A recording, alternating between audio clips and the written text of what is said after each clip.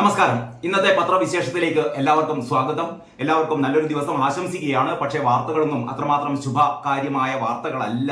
ഏറ്റവും നടുക്കമുണർത്തുന്ന രണ്ട് വാർത്തകളാണ് ഇന്ന് എല്ലാ പത്രങ്ങളിലെയും പ്രധാനപ്പെട്ട കാര്യം എന്ന് പറയുന്നത്. ഒന്ന്, നമുക്കറിയാം, കഴിഞ്ഞ 5 ദിവസമായി മണ്ണിനടിയിൽ മൂടിക്കിടക്കുന്ന ഒരു മലയാളിയെ സംബന്ധിച്ചിടത്തോളം മലയാളിയുടെ രക്ഷപ്പെടുത്താൻ ഇപ്പോഴും ആയിട്ടില്ല.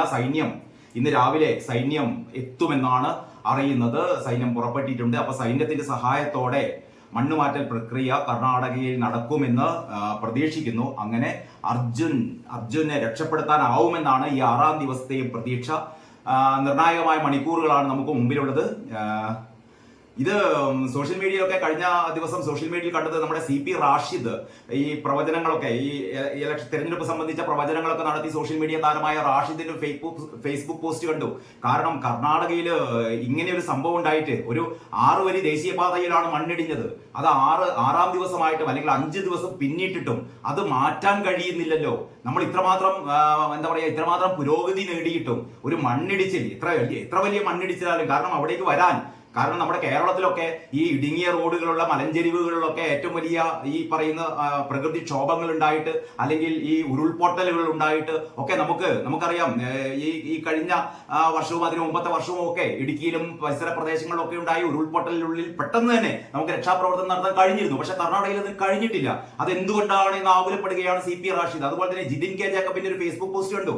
നമുക്ക് ചന്ദ്രനിൽ വെള്ളമുണ്ടോ എന്ന് നമുക്ക് നമ്മുടെ ശാസ്ത്രജ്ഞർക്ക് അല്ലെങ്കിൽ നമ്മുടെ ഈ സംവിധാനങ്ങൾ ഉപയോഗിച്ച് ആധുനിക സംവിധാനങ്ങൾ ഉപയോഗിച്ച് ചന്ദ്രനിലെ പാറക്കെട്ടുകൾക്കുള്ളിലെ വെള്ളത്തെ കുറിച്ചൊക്കെ നമുക്ക് മനസ്സിലാക്കാം. ഈ ഒരു ഹോളിവുഡ് സിനിമ നിർമ്മിക്കുന്നതിന്റെ പകുതി പൈസ ഉണ്ടെങ്കിൽ നമുക്ക് ചൊവ്വയിലേക്ക് പോയി വരാം. അപ്പൊ അങ്ങനെ ശാസ്ത്രം പുരോഗമിച്ചിട്ടും ഈ പറയുന്ന കർണാടകയിൽ ഒരു മണ്ണിടിഞ്ഞ് വീണിട്ട് അതിനുള്ളിൽ ഒരു ട്രക്കിനുള്ളിൽ ഒരു പാവം മലയാളി യുവാവ് 5 ദിവസമായി കഴിയുമ്പോൾ അതിനെ രക്ഷപ്പെടുത്താൻ നമുക്ക് കഴിഞ്ഞിട്ടില്ലല്ലോ, നമ്മുടെ സംവിധാനങ്ങൾക്ക് കഴിഞ്ഞിട്ടില്ലല്ലോ എന്ന് ആകുലപ്പെടുകയാണ് ജിതിൻ കെ ജേക്കബ് പറയുന്നത് വളരെ വളരെ ശരിയാണ്. കാരണം കർണാടകയിലെ തികഞ്ഞ അലംഭാവമാണ് കർണാടകയുടെ ഭാഗത്തു നിന്നുണ്ടായത്. അപ്പോൾ ഈ 6-ാം ദിവസവും മണ്ണുമാറ്റൽ പ്രക്രിയ തുടരുകയാണ്. സൈന്യം കൂടി എത്തിച്ചേരുന്ന സ്ഥിതിക്ക് വളരെ പെട്ടെന്ന് തന്നെ ഈ ട്രക്കിനുള്ളിൽ നിന്ന് അത്രമാത്രം ബലമുള്ള ട്രക്കാണെന്നാണ് പറയുന്നത്. നമ്മൾ ഭാഗ്യമുണ്ടെങ്കിൽ ഈ പറയുന്ന അർജുന്റെ ജീവനോടെ തന്നെ നമുക്ക് കിട്ടുമെന്നുള്ള പ്രതീക്ഷയിൽ കാത്തിരിക്കുകയാണ് അർജുന്റെ കുടുംബവും നാട്ടുകാരും എല്ലാവരും തന്നെ അതൊരു ഭാഗത്ത് കിടക്കുന്നു. മറ്റൊന്നാണ് ഞെട്ടിപ്പിക്കുന്ന വാർത്ത എന്ന് പറയുന്നത് നിപ്പ. കഴിഞ്ഞ 4 തവണ കേരളത്തെ വേട്ടയാടിയ 23 ജീവനുകളാണ് നിപ്പ മൂലം നമുക്ക് നഷ്ടമായത്. 4 തവണ കേരളത്തിൽ നിപ്പ ബാധയുണ്ടായിട്ട് ഇത് 5-ാം തവണയും നിപ്പ ബാധിച്ച ഒരു കുട്ടി അത്യാസന്ന നിലയിൽ കോഴിക്കോട് മെഡിക്കൽ കോളേജ് ആശുപത്രിയിൽ കിടക്കുകയാണ്. ഈ 2 വാർത്തകളാണ് ഞെട്ടിപ്പിക്കുന്ന വാർത്തകൾ എന്ന് പറയുന്നത് നമ്മളെ സംബന്ധിച്ചിടത്തോളം ഉള്ളത്. ഇതില് ഇപ്പം കർണാടകയിലെ മണ്ണുമാറ്റലൊക്കെ നടക്കുന്നു. അത് നമ്മുടെ നേരിട്ടുള്ള നിയന്ത്രണത്തിലല്ല. അത് സൈന്യം കൂടി എത്തിച്ചേരുന്നതോടെ അത് അതിൻ്റെതായ നല്ല രീതിയിൽ നടക്കുമെന്നൊക്കെ പ്രത്യാശിക്കാം. പക്ഷെ നിപ്പയുടെ കാര്യം അങ്ങനെയല്ല.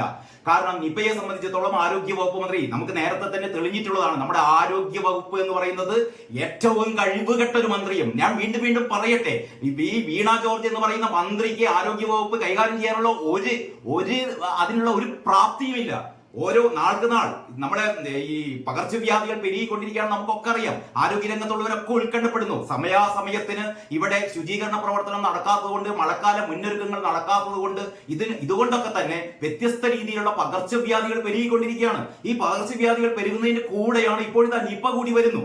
അപ്പൊ നിപ കൂടി വരുമ്പോൾ ഇപ്പൊ ഉണ്ടായിരിക്കുന്ന ഏറ്റവും പ്രധാനപ്പെട്ട ഒരു കാര്യം കൂടി നിങ്ങളുടെ ശ്രദ്ധയിൽപ്പെടുത്തിക്കൊണ്ട് ഈ പത്രങ്ങളെ കുറിച്ചുള്ള അവലോകനം ആരംഭിക്കാമെന്ന് തോന്നുന്നു. എനിക്ക് തോന്നുന്നു ഇതിൽ മാതൃഭൂമി, ഇന്നത്തെ മാതൃഭൂമി പത്രമാണ്, മാതൃഭൂമിയുടെ 1-ാം പേജാണ് നിങ്ങൾ ഈ കാണുന്നത്. അതിൽ 1-ാം പുറത്ത് കൊടുത്തിരിക്കുന്നത് വീണ്ടും നിപ അതിജാഗ്രത എന്നൊക്കെ വളരെ ഒരു കൺവെൻഷണൽ ടൈപ്പുള്ള തലക്കെട്ടാണ് കൊടുത്തത്. പക്ഷെ അതൊന്നുമല്ല. ഇന്ന് എനിക്ക് തോന്നുന്നു എന്റെ മുമ്പിലുള്ള ഈ 5 പത്രങ്ങളിൽ മാതൃഭൂമിയും മനോരമയും കേരളകൗമുദിയും മാധ്യമവും ദേശാഭിമാനിയും അതിലെ മാതൃഭൂമിയാണ് ഈ വാർത്ത കൊടുത്തത്. അതായത് നമ്മുടെ ഈ നിപ്പ ബാധിച്ചിട്ട് നമ്മുടെ ആരോഗ്യ വകുപ്പിലുണ്ടായ ഏറ്റവും ഗുരുതരമായ ഒരു അവരുടെ പ്രവർത്തനത്തിലുണ്ടായ പാളിച്ച അതാണ് ഇവിടെ കാണുന്നത്. 5-ാം പേജാണ് കൊടുത്തത്. യഥാർത്ഥത്തിൽ 1-ാം പേജ് കൊടുക്കേണ്ട വാർത്തയായിരുന്നു ഇതാണ് ഈ ഐസൊലേഷൻ വാർഡ് ഒരുക്കിയത് ചുറ്റിക ഉപയോഗിച്ച് പൂട്ടുപൊളിച്ച് ആരോഗ്യ വകുപ്പ് മന്ത്രി ഉളുപ്പുണ്ടെങ്കിൽ രാജിവെച്ച് പോവുകയാണ് വേണ്ടത്. കാരണം ഈ സ്വകാര്യ ആശുപത്രിയിൽ നിന്ന് അത്യാസന്ന നിലയിലുള്ള നിപ്പ ബാധിച്ച കുട്ടിയെ മെഡിക്കൽ കോളേജ് ആശുപത്രിയിലെ ഐസൊലേഷൻ വാർഡിൽ പ്രവേശിപ്പിക്കാൻ വേണ്ടി കൊണ്ടുവന്നപ്പോൾ ഐസൊലേഷൻ വാർഡിന്റെ പൂട്ടിക്കിടക്കുന്നു എന്ന് പറഞ്ഞാൽ ഒരു മുന്നൊരുക്കങ്ങളും കോഴിക്കോട് മെഡിക്കൽ കോളേജ് ആശുപത്രി നടത്തിയിട്ടില്ല. എന്നിട്ട് ഈ അത്യാസന്ന നിലയിലുള്ള ഈ പറയുന്ന കുട്ടിയെ ഈ പറയുന്ന സ്വകാര്യ ആശുപത്രിയിൽ നിന്ന് അവിടുത്തെ ഡോക്ടർമാരുടെയും അവരുടെ ആരോഗ്യ പ്രവർത്തകരുടെയും ഒക്കെ സാന്നിധ്യത്തിലാണ് കൊണ്ടുവരുന്നത്, ആംബുലൻസിൽ കൊണ്ടുവരുന്നത്. അത് കഴിഞ്ഞിട്ട് ഈ കുട്ടിയുടെ വീട്ടുകാരൊക്കെ ഉണ്ട്. അതൊക്കെ കഴിയുമ്പോൾ ഇവിടെ പ്രവേശിപ്പിക്കാനുള്ള ഐസൊലേഷൻ വാർഡ് പൂട്ടിക്കിടക്കുകയാണ്. അത് വൃത്തിയാക്കിയിട്ടില്ല. അതിന്റെ താക്കോൽ എവിടെയാണെന്ന് ആർക്കും അറിയില്ല. ഇത് പറഞ്ഞുകൊണ്ടിരിക്കുന്നത് ഈ പേവാർഡിന്റെ ചുമതലയുള്ള മെഡിക്കൽ കോളേജിൽ കുട്ടിയെ പ്രവേശിപ്പിക്കാനുള്ള മുന്നൊരുക്കങ്ങളിൽ ഉണ്ടായ വീഴ്ചയാണ് ഐസൊലേഷൻ വാർഡ് ഒരുക്കുന്നത് താമസിപ്പിച്ചത്. ഈ വീഴ്ച എന്ന് പറയുന്നത് ഒരിക്കലും പൊറുക്കാവുന്ന വീഴ്ചയല്ല. ഇത് നേരത്തെ തന്നെ കഴിഞ്ഞ ഒരു 24 മണിക്കൂർ അല്ലെങ്കിൽ 48 മണിക്കൂർ മുമ്പ് തന്നെ അറിയുന്ന കാര്യമാണ്. ഇങ്ങനെ നിപ്പ ബാധയുണ്ടായി അല്ലെങ്കിൽ കുട്ടിക്ക് ഇത് സംശയം അല്ലെങ്കിൽ ഇതിനുള്ള ഈ സ്രവത്തിന്റെ അന്തിമ പരിശോധനാ ഫലം വരുന്നതിന് മുമ്പ് തന്നെ ഏതാണ്ട് നിപ്പയാണെന്നുള്ള കാര്യത്തിൽ സംശയമുണ്ടായിരുന്നു. ഇത് അറിഞ്ഞ് 24 മണിക്കൂർ കഴിഞ്ഞിട്ട് കൂടി ഈ കുട്ടിയെ സ്വകാര്യ ആശുപത്രിയിൽ നിന്ന് മെഡിക്കൽ കോളേജ് ആശുപത്രിയിൽ പ്രവേശിപ്പിക്കാൻ വേണ്ടിയിട്ട് അവിടുത്തെ ഐസൊലേഷൻ വാർഡ് സജ്ജീകരിച്ചിട്ടില്ല എന്ന് പറഞ്ഞാൽ ആരോഗ്യവകുപ്പിനുള്ള ഗുരുതരമായ വീഴ്ചയാണ്. ആ ഗുരുതരമായ വീഴ്ചക്ക് വീണ ജോർജ് മറുപടി പറഞ്ഞേ തീരൂ. ഇത് ഈ കോഴിക്കോട് മെഡിക്കൽ കോളേജിലെ ഇപ്പൊ തൽക്കാലം പറയുന്നത് എന്താണെന്ന് പറയുക, KHRWS നിസ്സഹകരണമാണ് കാരണം. KHRWS എന്ന് പറയുന്നത് കേരള ഹെൽത്ത് റിസർച്ച് വെൽഫെയർ സൊസൈറ്റിയുടെ അല്ലെങ്കിൽ KHRSWന്റെ എന്താ പറയാ അവരുടെ അധീനതയിലാണ് ഈ പറയുന്ന പേവാർഡുകൾ ഉള്ളത്. ഈ പേവാർഡുകളുടെ ചുമതല ഈ KHRWSനാണ്. ഈ KHRWS പേവാർഡിനോടനുബന്ധിച്ചാണ് ഈ ഐസൊലേഷൻ വാർഡ് ഉള്ളത്. അപ്പോൾ ഇവര് യഥാസമയം താക്കോൽ എത്തിച്ചു കൊടുത്തില്ല, ഇവര് വൃത്തിയാക്കില്ല എന്നൊക്കെ പറയുന്നത്. മാത്രമല്ല ഈ പറയുന്ന അതീവ സംരക്ഷണം വേണ്ട അല്ലെങ്കിൽ സുരക്ഷിത മാനദണ്ഡങ്ങളൊക്കെ വേണ്ട ഈ രോഗി ഈ പറയുന്ന ആശുപത്രി പരിസരത്ത് നിൽക്കുമ്പോഴാണ് ഇങ്ങനെ ഒരു രോഗിയെ കൊണ്ടുവരുന്നുണ്ട് എന്നുള്ള കാര്യം പോലും അവിടെ ആരെയും അറിയിച്ചിട്ടില്ല. അവിടെ ഒരു ബോർഡ് വെച്ചിട്ടില്ല എന്ന് പറഞ്ഞാൽ മറ്റു രോഗികളൊക്കെ ഇതിന്റെ ഇടയിൽ കൂടെ നടക്കുന്നുണ്ടായിരുന്നു, മാസ്ക് പോലും വെക്കാതെ. അങ്ങനെ ഏറ്റവും ഗുരുതരമായ പാളിച്ചയാണ് ആരോഗ്യവകുപ്പിന്റെ ഭാഗത്തു നിന്നുണ്ടായത്. ഇതൊന്നും കേട്ടിട്ടും നമ്മുടെ ആരോഗ്യവകുപ്പിന്റെ ബന്ധപ്പെട്ടവർ പഠിക്കുന്നില്ലല്ലോ എന്നുള്ളതാണ് ഏറ്റവും പ്രധാനപ്പെട്ട ഒരു കാര്യം. ഈ വാർത്ത ഇതിൽ പറയുന്നത് ഇങ്ങനെയാണ്. എന്നാൽ ഇവർ താക്കോൽ തരാൻ തയ്യാറാവാതിരുന്നിട്ടും തിരുവനന്തപുരത്ത് നിന്ന് ആരോഗ്യവകുപ്പ് അധികൃതർ ഇടപെടാൻ തയ്യാറാവാതിരുന്നിട്ടും തിരുവനന്തപുരത്ത് നിന്ന് ആരോഗ്യവകുപ്പ് അധികൃതർ ഇടപെട്ടില്ല. ഇവിടെ പറയുന്ന കോഴിക്കോട് മെഡിക്കൽ കോളേജിലെ അധികൃതർ ഇടപെട്ടില്ല. അങ്ങനെ ഒടുവിൽ പൂട്ട് പൊളിക്കുകയായിരുന്നു. അവസാനം പൂട്ട് പൊളിക്കേണ്ടി വന്നു. ഇത് കാരണം സ്വകാര്യ ആശുപത്രിയിലെ ജീവനക്കാർ 3 മണിക്കൂറോളം PPE കിറ്റിട്ട് ഇരിക്കേണ്ട സാഹചര്യം ഉണ്ടായി. രോഗബാധിതരായ കുട്ടിയോടൊപ്പം കൊണ്ടുവന്ന ബന്ധുക്കളും മറ്റൊരു ആംബുലൻസിൽ മണിക്കൂറുകൾ കാത്തിരിക്കേണ്ടി വന്നു. മുന്നറിയിപ്പ് കൃത്യമായി നൽകാത്തതിനാൽ മെഡിക്കൽ കോളേജിലെ മറ്റു രോഗികൾക്കും കൂട്ടിരിപ്പുകാർക്കും എന്താണ് സംഭവിക്കുന്നത് എന്ന് പോലും മനസ്സിലാകാത്ത അവസ്ഥയായിരുന്നു. ആർക്കും അറിഞ്ഞില്ല എന്താ സംഭവിക്കാൻ പോകുന്നതെന്ന്. ചിലർ കാര്യമറിയാനായി മാസ്ക് പോലും ധരിക്കാതെ ഐസൊലേഷൻ വാർഡിലേക്ക് എത്തുകയും ചെയ്തു. കുട്ടിയെ ഐസൊലേഷൻ വാർഡിലേക്ക് പ്രവേശിക്കുന്നതിന് ഏതാനും നിമിഷങ്ങൾ മുമ്പാണ് നിപ്പ വാർഡിന്റെ ബോർഡ് പോലും വെച്ചത് കോഴിക്കോട് മെഡിക്കൽ കോളേജിൽ. ഇങ്ങനെയൊക്കെയാണ് വീണ ജോർജിന്റെ നേതൃത്വത്തിലുള്ള ആരോഗ്യ വകുപ്പിന്റെ സ്ഥിതിഗതികൾ എന്ന് പറയുന്നു. ഇതിനേക്കാൾ ഗുരുതരമായ മറ്റൊരു വീഴ്ചയുണ്ട്.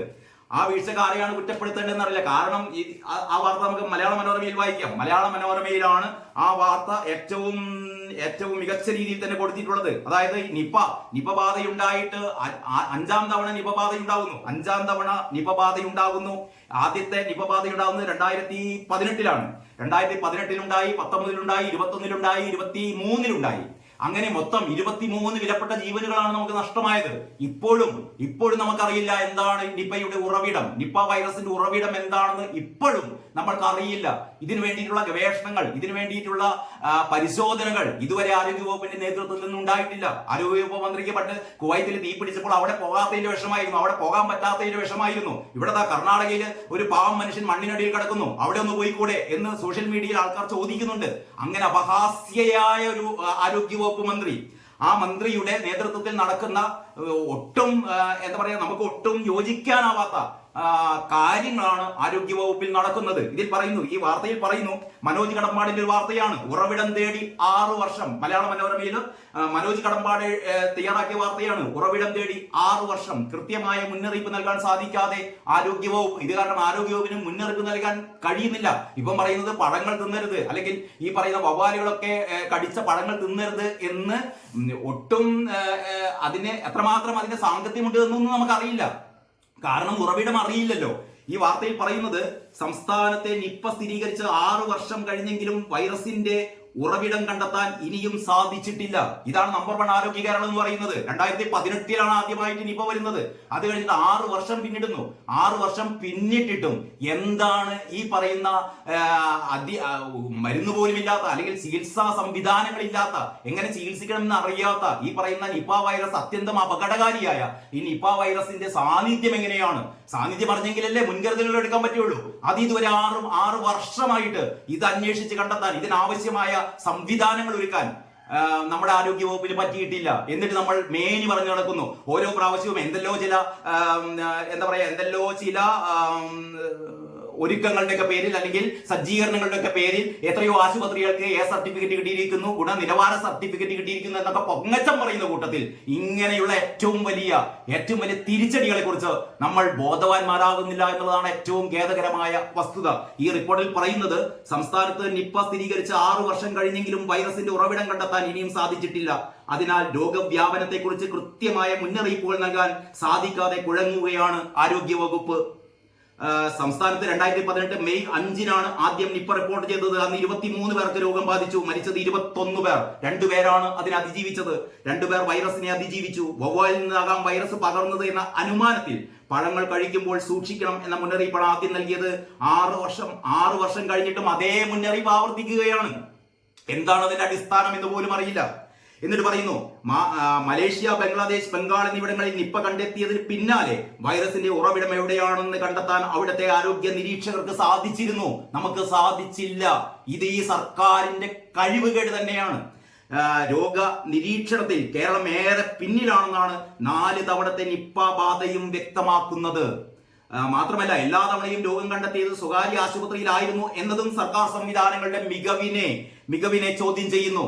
ഈ 4 തവണയും ഈ പറയുന്ന രോഗം കണ്ടെത്തിയത് സ്വകാര്യ ആശുപത്രിയിലായിരുന്നു, മെഡിക്കൽ കോളേജിലായിരുന്നില്ല. അവസാനമാണ് ഇത് മെഡിക്കൽ കോളേജിലേക്ക് കൊണ്ടുവരുന്നത്. 2018 പുറമെ 2019, 2021, 23 വർഷങ്ങളിലും നിപ്പ ബാധിച്ചു. ആകെ മരണം 23. അതിജീവിച്ചത് ആകെ 6 പേർ. ഇതിൽ എറണാകുളം പറവൂർ സ്വദേശിയായ യുവാവിനെ ഒഴികെ മറ്റെല്ലാവർക്കും രോഗബാധിതരിൽ നിന്നാണ് പകർന്നത്. പറവൂർ സ്വദേശിക്ക് എവിടെ നിന്ന് എങ്ങനെ രോഗം ബാധിച്ചു എന്ന് കണ്ടെത്താൻ ഇതുവരെ സാധിച്ചിട്ടില്ല. യുവാവ് തൊടുപുഴയിലെ കോളേജിൽ പഠിച്ചിരുന്നു. അവിടെ നിന്ന് പിടികൂടിയ വവ്വാലിൽ നിപ്പയുടെ ആന്റിബോഡിയും കണ്ടെത്തി. നിപ്പ റിപ്പോർട്ട് ചെയ്ത പ്രദേശങ്ങളിൽ നിന്നെല്ലാം ഇത്തരത്തിൽ വവ്വാലിൽ ആന്റിബോഡികൾ കണ്ടെത്തിയിട്ടുണ്ട്. എന്നാൽ അത് വെച്ച് മാത്രം ആ വവ്വാൽ വൈറസ് പകർത്തുന്നു എന്ന് പറയാനാകില്ല.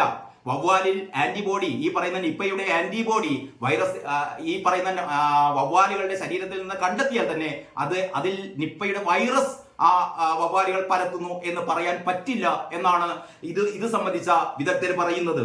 കഴിഞ്ഞ സെപ്റ്റംബറിൽ വയനാട്ടിലെ ഒരു പാർക്കിൽ നിന്ന് പിടികൂടിയ വവ്വാലുകളിൽ Indian council of medical research നടത്തിയ പരിശോധനയിൽ വൈറസ് സാന്നിധ്യം കണ്ടെത്തിയിരുന്നു. അതിലും വൈറസിന്റെ ആന്റിബോഡിയാണ് സ്ഥിരീകരിച്ചത്, വൈറസ് അല്ല. എന്നിട്ട് doctor A Althaf, community medicine മേധാവി, തിരുവനന്തപുരം മെഡിക്കൽ കോളേജിലെ കമ്മ്യൂണിറ്റി ഹെൽത്ത് മെഡിസിന്റെ മേധാവി ഡോക്ടർ എ അൽത്താഫിന്റെ ഒരു കോട്ട് ഇതിൽ കൊടുത്തിട്ടുണ്ട്. അതിങ്ങനെയാണ്: വൈറസ് ബാധയ്ക്ക് എതിരെ ശരീരത്തിന്റെ പ്രതികരണമാണ് ആന്റിബോഡി. നമുക്ക് എല്ലാവർക്കും അറിയാം, വൈറസ് ബാധക്കെതിരെയുള്ള ശരീരത്തിന്റെ ഒരു പ്രതികരണമാണ് ഈ ആന്റിബോഡികൾ. അങ്ങനെ ഈ പറയുന്ന ആന്റിബോഡി, വവ്വാലിൽ ആന്റിബോഡി കണ്ടെത്തിയത് കൊണ്ട് മാത്രം അതിൽ നിന്ന് പഴങ്ങളിലേക്കും തുടർന്ന് മനുഷ്യരിലേക്കും വൈറസ് എത്തി എന്ന് നിസ്സംശയം പറയാൻ പറ്റില്ല. വവ്വാലിൽ നിന്ന് മറ്റു മാർഗം വഴിയും മനുഷ്യരിലേക്ക് വൈറസ് എത്താം. ഇതിനെക്കുറിച്ചൊന്നും നമുക്ക് വ്യക്തമായ ധാരണയില്ല. ഇതാണ് ആരോഗ്യ വകുപ്പിന്റെ പരാജയം എന്ന് പറയുന്നത്. അതിനോട് കൂടിച്ചേർന്ന് ഞെട്ടിപ്പിക്കുന്ന മറ്റൊരു കാര്യം കൂടി നിങ്ങളുടെ ശ്രദ്ധയിൽപ്പെടുത്തുകയാണ്. അതും ഈ പറയുന്ന മനോരമയുടെ ഉള്ളിലെ പേജുകളിലാണ്. ഇതൊന്നും ഇങ്ങനെയല്ല പത്രങ്ങൾ കൊടുക്കേണ്ടത്. ഇതൊക്കെ 1-ാം പേജിൽ വലുതാക്കി ആൾക്കാരുടെ ശ്രദ്ധയിൽ പതിയാൻ തക്കവണ്ണം കൊടുക്കേണ്ടതാണ്. ഇതിൽ പറയുന്നു, പകർച്ചവ്യാധി പ്രതിരോധം ആരോഗ്യ വകുപ്പിനെതിരെ വിദഗ്ധർ. ആരോഗ്യ വകുപ്പിന്റെ പാളിച്ചകൾ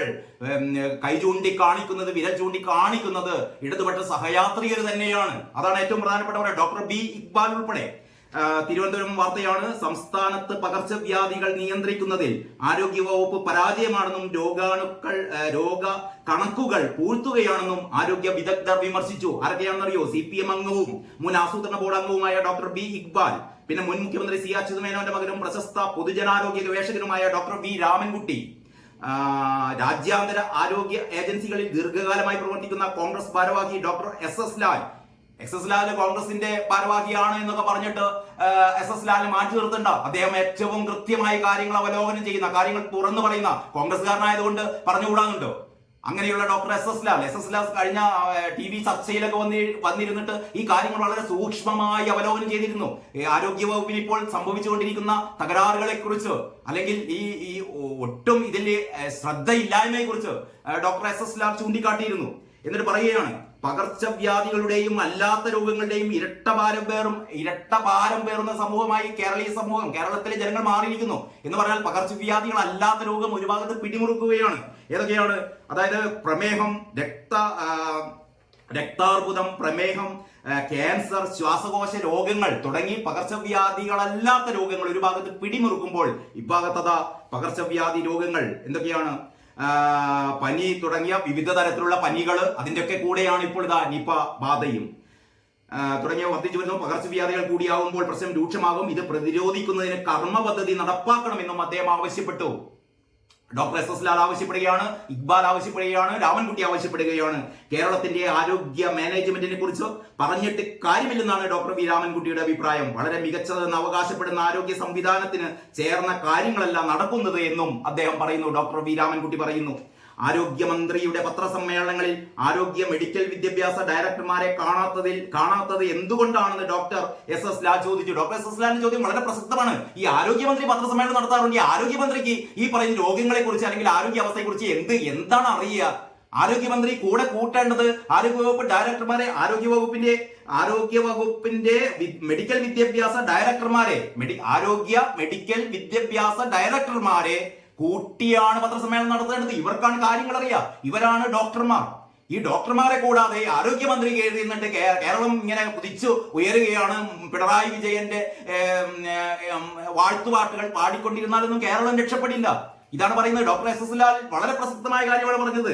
ആരോഗ്യമന്ത്രിയുടെ പത്രസമ്മേളനങ്ങളിൽ ആരോഗ്യ മെഡിക്കൽ വിദ്യാഭ്യാസ ഡയറക്ടർമാരെ കാണാത്തത് എന്തുകൊണ്ടാണെന്ന് ഡോക്ടർ എസ്.എസ്. ലാൽ ചോദിച്ചു. ഈ വർഷം പകർച്ചവ്യാധികൾ ഒഴിവാക്കാൻ ആരോഗ്യവകുപ്പ് എന്ത് മുൻകരുതൽ എടുത്തു എന്ന് വ്യക്തമാക്കണമെന്നും അദ്ദേഹം ആവശ്യപ്പെട്ടു. ഒരു മണ്ണാങ്കണ്ടി ഇവിടെ ചെയ്തിട്ടില്ല.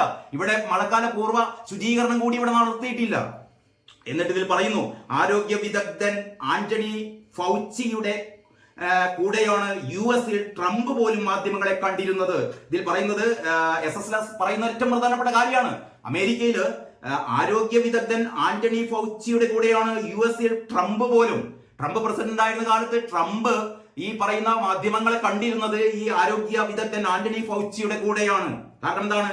ട്രംപിന്റെ പല മണ്ടത്തരങ്ങളും തിരുത്തിയത് ആന്റണി ഫൗച്ചിയാണ്. ട്രംപ് പല മണ്ടത്തരങ്ങളും പറയും, അതൊക്കെ തിരുത്തിയിരുന്നത് ഈ പറയുന്ന ആരോഗ്യ വിദഗ്ധനായ ഫൗച്ചി ആയിരുന്നു. ഇതേപോലെ ഈ മന്ത്രിമാര് കാര്യങ്ങൾ പറയുമ്പോൾ അതിന്റെ കൂടെ ആരോഗ്യവകുപ്പിലെ ഡയറക്ടറെ കൂട്ടണം. ആരോഗ്യവകുപ്പിലെ കാര്യങ്ങൾ എന്താണെന്ന് അവര് പറയട്ടെ. ഇതൊക്കെയാണ് നമ്മുടെ ആരോഗ്യവകുപ്പിൽ സംഭവിച്ചുകൊണ്ടിരിക്കുന്ന ഏറ്റവും ഗുരുതരമായ ക്രമക്കേടുകൾ, ഗുരുതരമായ പ്രശ്നങ്ങൾ, ഗുരുതരമായ ശ്രദ്ധയില്ലായ്മകൾ. ഇതിന്റെ ഇടയിലാണ് ഈ പറയുന്ന 5ാം തവണയും നിപ്പ, അല്ലെങ്കിൽ 6ാം വർഷത്തിലും നിപ്പ വീണ്ടും തലപൊക്കിയിരിക്കുന്നത്. നമുക്കൊക്കെ ഇവിടെ ഇരുന്ന് പ്രാർത്ഥിക്കാൻ മാത്രമല്ലേ കഴിയൂ. ഈ പറയുന്ന കുട്ടിയുടെ ആരോഗ്യനില അത്യന്തം ഗുരുതരമാണ് എന്നാണ് പറയുന്നത്. ഏതാണ്ട് 60-ലധികം പേർ ഡയറക്റ്റ് തന്നെ ഈ കുട്ടിയുമായി ബന്ധപ്പെട്ടവരാണ്. അവരൊക്കെ നിരീക്ഷണത്തിലാണ്. ഇനിയിപ്പോ മെഡിക്കൽ കോളേജ് ആശുപത്രിയിൽ ഈ പറഞ്ഞ ഐസൊലേഷൻ വാർഡിന്റെ മുമ്പിൽ കുട്ടിയെ കിടത്തിയപ്പോൾ അല്ലെങ്കിൽ അരമണിക്കൂറോളം ഒന്ന് ആലോചിച്ച് നോക്കണം.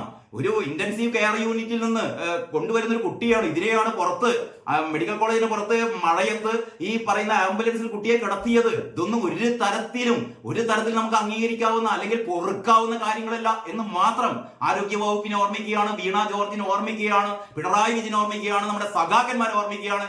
ഈ വീണ ജോർജിനൊക്കെ താല്പര്യം എന്ന് പറയുന്നത് പത്തനംതിട്ടയിലെ ഈ പറയുന്ന കാപ്പാപ്രതിയെ പാർട്ടിയിലേക്ക് കൊണ്ടുവരാനും അവർക്ക് മാലയിടാനും മുദ്രാവാക്യം വിളിക്കാനും ഒക്കെയാണല്ലോ. അതൊന്നും അല്ല വേണ്ടത് എന്നാണ് ഈ വാർത്തകളൊക്കെ നമ്മളോട് പറയുന്നത്.